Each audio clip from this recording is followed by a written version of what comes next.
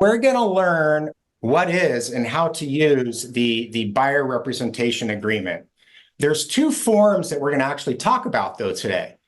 The buyer representation and broker compensation agreement, which is the BRBC. We're also going to talk about a form that has been around for a while and we've probably used, the cooperating broker compensation agreement, which is the CBC.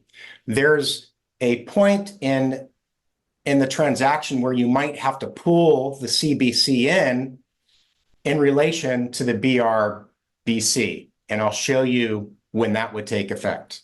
It's fun stuff.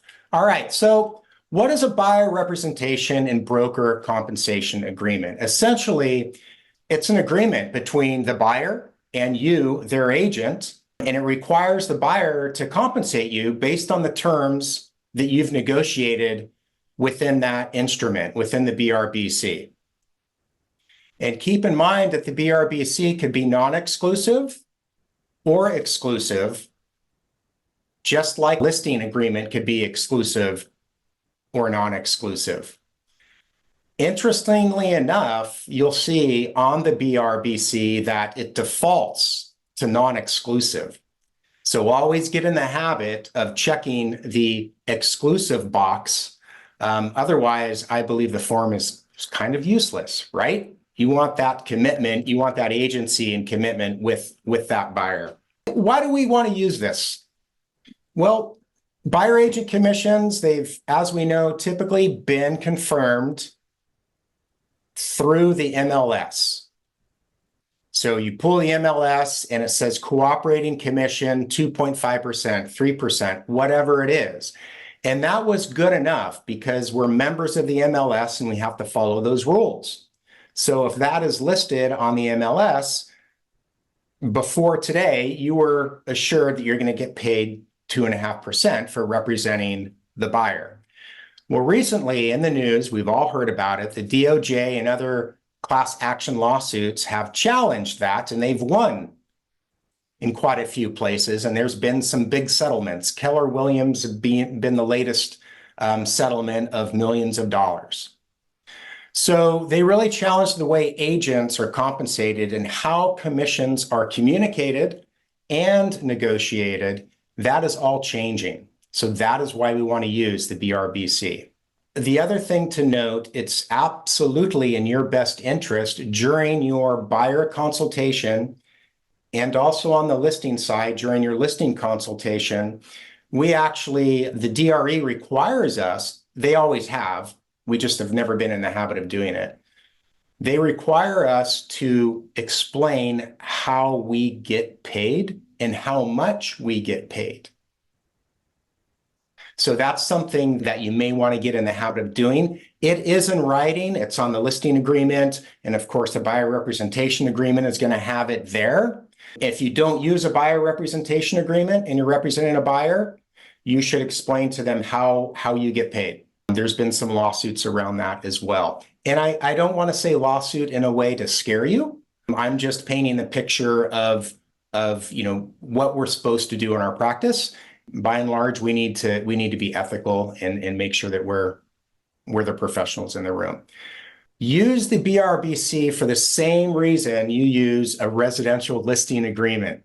It establishes the agency and it confirms compensation. So that's really the powerful message here. It's almost like, we don't work for free, right? Would you list somebody's house without a listing agreement? You would not. So I challenge you and I ask, why would you represent a buyer and write an offer for them without getting that commitment of getting paid? Or why would you work for them, searching for houses, spending lots of time doing comparable market analysis without any kind of agreement to get paid? There are some advantages of using the BRBC, which I wanted to highlight. One of the things is really showing your value. One thing that I tell my buyers when I recently started to use this is signing the agreement actually allows me to work even harder for you. If I have that agreement and commitment, I'm going to go above and beyond what even the best agents out there do. I'm going to be proactive and not just look on MLS. I'm going to hunt for your house by sending out buyer letters to neighborhoods that you want to live in. I'm going to farm that area. I'm going to pitch your needs at all of the networking meetings that I go to. And I'm specifically going to stand up there and represent you as my client and that you're looking for this type in particular house. And without that engagement of signing the agreement, I'm not able to do that. I'll be able to do what just the other, great agents do, but I want to do more for you. So please allow me to do that. That works because they want an agent that's going to go above and beyond, and they want an agent that's going to work really hard for them. If you have the agreement signed, another great reason is representing your buyer on a FSBO, the for sale by owners. You have that framework already there if they sign that buyer representation agreement. A lot of for sale by owners don't offer compensation, or the compensation that they offer is 1 or 2%. And you're worth a hell of a lot more than 1 or 2%. So you would already be ahead of the game. It provides clarity on what buyers to allocate more time to. So if you have buyers that are willing to commit to you, and you have 10 of those, and you have 10 buyers that aren't willing to commit to you, where are you going to spend most of your time? Right? You're going to spend them on the buyers that are committed to you. A couple of other things, it protects you from another buyer agent poaching your client. That happens more than we'd like to think. It also prevents your buyer from walking into an open house and writing an offer with the listing agent. That happens too. It may not have happened to you yet, or you haven't been in the business long enough, but you hear that happening more now than ever, actually, because of two reasons. Agents are hungry. There's been less food to go around, right? So they are very, very aggressive. They, as in a lot of agents. And also, buyers are really informed these days. They have a lot of information at their fingertips, and they're going out there on their own, and they may engage you, but they're also going out there looking at open houses.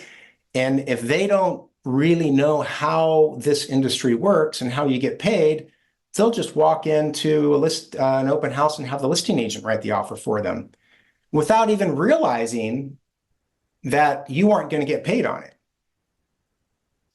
Most buyer agents, especially first-time buyers, don't know how you get paid. So you definitely want to explain that to them.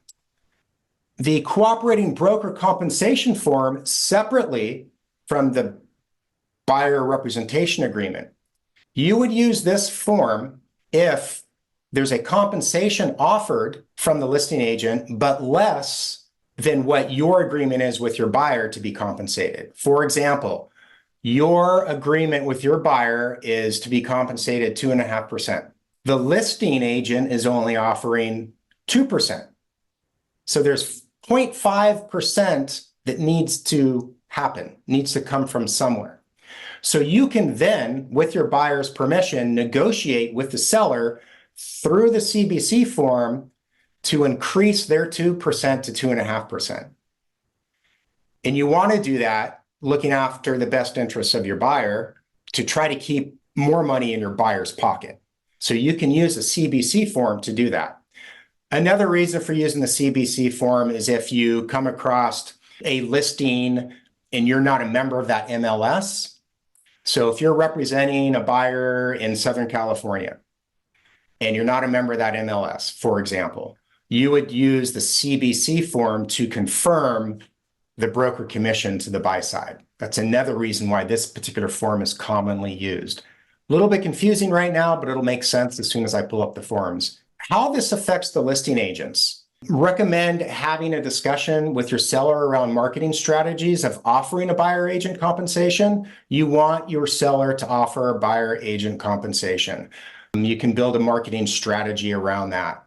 Explain to your seller how this works, how you offer compensation through the MLS, and what that means. Explain how you get paid and how the buyer agent gets paid. You need to be transparent about that. They need to know. That's another area around why these lawsuits have been so successful, is because a seller is claiming, we can agree or disagree, but they're claiming that they didn't realize that they were offering a buy-side commission, even though in our contract, in our local MLSs, it's clearly stated. In some, it's not. That's where some of the lawsuits came from. And you want to, during your listing consultation, also review the BRBC with them, I recommend, because I like to be in the standard of practice of putting things in front of my client to set expectations, rather than putting something brand new in front of them when you're in a fury and you're trying to pull offers together and emotions are high. So you may want to think about putting this in front of them as well during your consultation. Buyer agents, incorporate the BRBC into your practice for the same reason we use a listing agreement with sellers. I am, kind of highlighting that. It's super important to understand the logic behind why this form exists. It's so you can get paid. Show your value during every opportunity you can, especially during your buyer consultation. If you show your value during your buyer consultation, if you show your value on the phone with them, if you show your value when you're showing them property and giving them trusted advice so they can make an informed decision, they will sign the BRBC because they realize that they're working with you, an expert. But you have to come to the table. You have to show your value every single time. If you don't, they won't sign it. All right, here we go. Buyer representation form. Now, you're going to see the first page of this is the disclosure regarding agency relationship. Here's another reason why it rings true that this has the same concept as a listing agreement. To have a buyer sign a buyer representation agreement, they also need to sign agency, and they also need to sign fair housing, just like a listing agreement, possible representation of more than one buyer or seller, wire fraud, and then you get into the actual form of the BRBC. So again, when our TCs pull this up and they send it out for signatures, just know that it's populated with those other three forms that precedes the actual buyer representation form. You might get questions on that. They may call you and say, wait a minute, what are these other forms I'm signing? So be familiar with what is coupled with the BRBC. The first thing you need to do is, of course, state the buyer. That's paragraph number 1, and the broker, Real Brokerage Technologies, just like a listing agreement. What is different here is the date range. On the line where it says beginning on, that's an actual date. And it ends on a number of days, not a particular date. So it starts today, February 7th, and it goes for 90 days, for example. Paragraph 2 is no pre-existing buyer representation and compensation agreements. This confirms or makes you aware if the buyer has any other signed BRBCs out there floating around somewhere, or are there specific properties that have a buyer representation attached to it from a previous agent. So they're needing to disclose that to you. Same thing as a listing agreement. The listing, agreement clarifies if they have another listing for this particular property that's active out there somewhere else. Paragraph 2 is the property to be acquired. Now, this particular area, paragraph 3, is being reviewed right now by the CAR Forms Committee. They're going to change this a little bit to make it make sense. Right now, it's a little confusing, but this is the recommended way to fill it out. Location would be the property address. I don't recommend you do that because then this form only applies to that one particular property. My recommendation is to put the cities and the counties or county that your buyer is looking in. That gives you a big, broad range of properties within a particular area. Then there's a price range.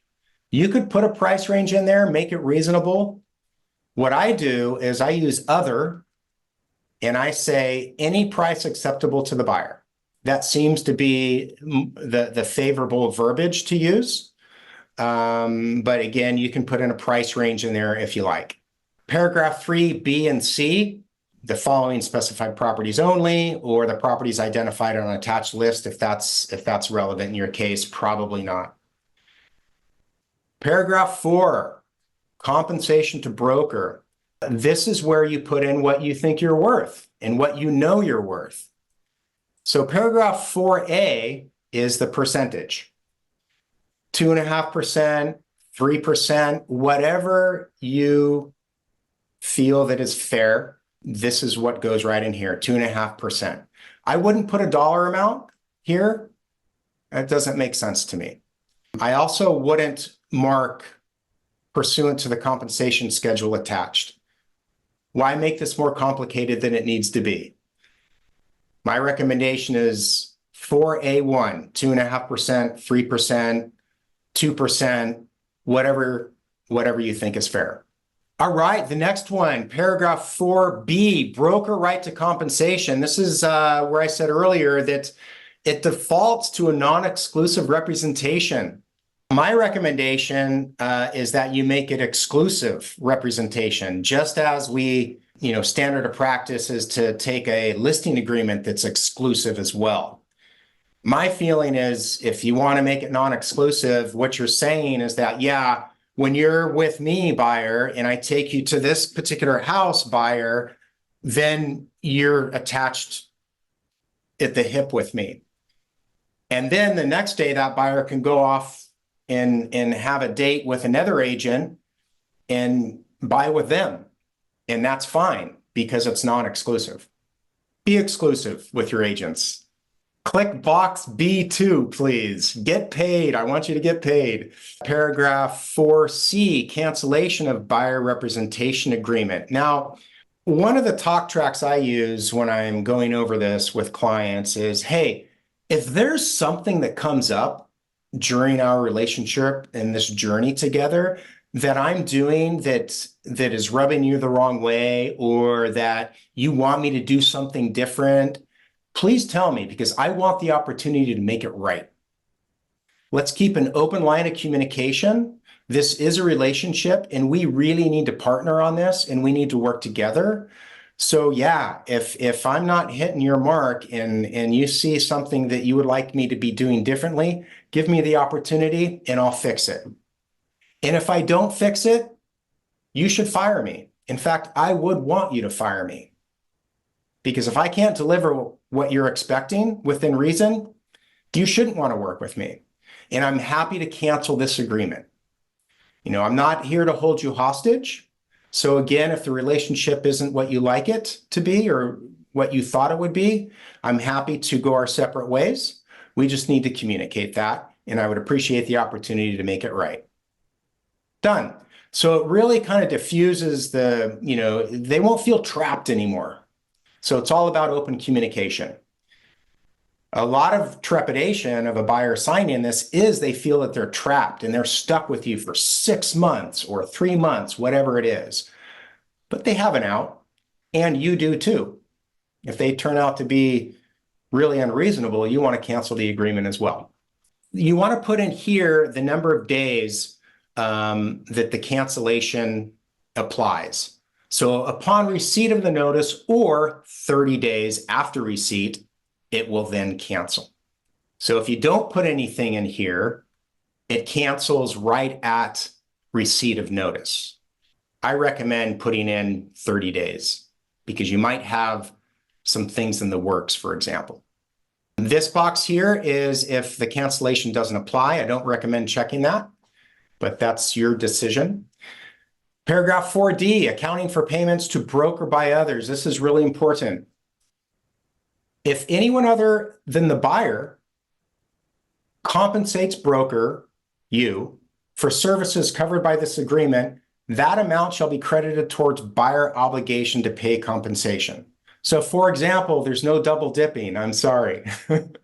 So Your buyer is agreed to pay you 2.5%. However that happens, they're on the hook for that. The listing agent is offering 2.5%. So that 2.5% coming from the listing gets credited to what the buyer owes you. So in that scenario, it's net zero. The buyer doesn't have to pay anything because you're compensated by the listing agent. No double dipping. D2, if third-party payments received exceeds the buyer obligation to pay you the 2.5%, that amount gets credited to who? It's going to be either credited to you, the buyer agent, or to the buyer. So that needs to be agreed to as well. Personally, you worked hard for it. That extra 5%, for example, if your buyers agreed to pay you 2.5% and the MLS in the selling side, listing side is offering 3%, there's a 0.5% up for grabs. It should go to you because you work your ass off. So don't automatically give it to your buyer. If you worked hard, your buyer is going to want you to have that. Or if you see your buyer struggling and you're fine passing that on to them and it would help them, you can do that. It could be a credit. Has to go through escrow. Accounting for payments. 1, 2, 3, 4. Okay, authorization to include commission and offer. Just leave that as a boilerplate that the buyer authorizes that to happen. And that's basically including a term in the buyer offer obligating seller to pay broker directly through escrow. That's what you want to happen. The last one here is additional broker right to compensation. The broker shall be entitled to the compensation provided for in 4A, 4A being up here, 2.5%, 60 days after, 90 days after the expiration or cancellation of this. This is what I call your protection period. Not that much different from a listing agreement protection period. So if during the time you were working with this buyer and you showed them 123 Banana Street, they don't write an offer on it, but then this agreement expires, but then they go out and they make an offer on that house without you. This is your protection period, and they would owe you compensation if they go out and buy that house 2, 3, 4, 5 days after this agreement is canceled or it expires. So this is, again, your protection period, so don't leave that blank. Here is the CBC. So if you have the scenario, the seller is offering 2% and your buyer needs to pay 2.5% because that's the agreement you have with them. You then, with your buyer's permission, you have to have your buyer's permission. Over email is fine, but certainly not just verbal, that you can negotiate with the seller to try to get that commission from the seller up to 2.5% rather than 2%. The reason why you need your buyer's permission is because of the example that was brought up earlier, and that maybe that seller is not willing to do it and they're just not going to respond. And in the meantime, you lost the offer. So your buyer needs to understand the risk that they're taking. They need to understand the risk that they will be put in by you negotiating a higher commission from the listing side. So in this scenario, you obviously identify the seller broker and the property as you normally would, and I identify the buyer brokerage firm, which would be you, and then you identify the buyer itself under paragraph 2. So in this scenario, you would mark paragraph 3B, a modification of compensation in the MLS, and you're going to negotiate whatever you want to negotiate, 2.5%. If they say yes, then your buyer doesn't have to come up with that other 0.5%. If they say no, that being the seller saying no, then your buyer is obligated to come up with that other 0.5%. The other reason why this form is used is, again, I mentioned earlier, it's just a confirmation of the compensation in MLS. Let's say there was some confusion somewhere, somehow, maybe an earlier version of that listing, they had 2%, and then 2 weeks later, they adjusted it to 2.5%, or the other way around, they lowered it. you would want to send that seller a confirmation of compensation so everyone has the same understanding. Alternatively, another example given why you would use this form under paragraph 3C is if the cooperating broker is not a member of the MLS, so you're not both a member of the same MLS, you want to confirm compensation, or if it's a short sale. But most commonly, it's used for paragraph 3A, B, and C. With what we're talking about today, as it relates to the buyer representation agreement, it relates to paragraph 3B. So decide if you want to put this in your practice or not. It's not required whatsoever. But you do need to be familiar with it. It's going to be more relevant in our industry as the years go on. All right. Happy to take questions or some one-on-ones about this later if you're confused about it. And thanks for tuning in today.